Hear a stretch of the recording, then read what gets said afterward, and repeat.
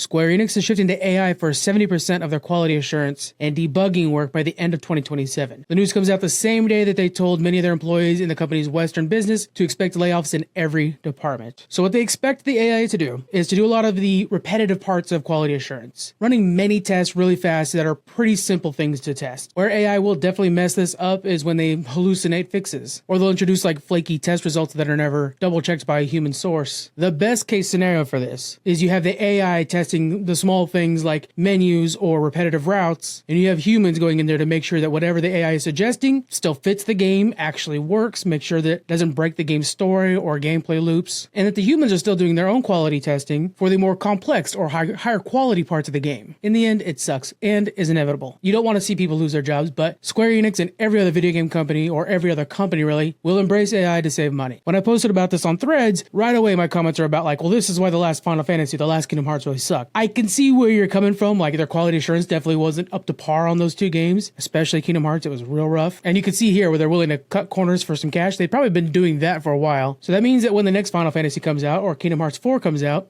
don't buy it. And make sure you let them know the reason you're not buying it is because of these practices. Hard to do, but needs to be done if you're really passionate about this. We'll discuss this more in the next Geek Freaks podcast. Whenever I hear about this, it always reminds me of a fun movie I watched a lot when I was younger called Grandma's Boy. And it was like the dream job, right? You wanted to be that guy, being able to test video games every day. And I think about that movie and I think about that guy, and there were parts where he was saying, oh, it's annoying because I have to keep doing this or it's repetitive. And I'm like, okay, I can see parts of his life becoming easier with AI, but also I can imagine that full office full of people, which in itself is not very common, being dwindled down to just a couple people that are trying to double check the AI's work now. Let me know what you guys think about this. Does it affect you purchasing Square Enix games? Let me know in the comments. You guys have yourself a great week.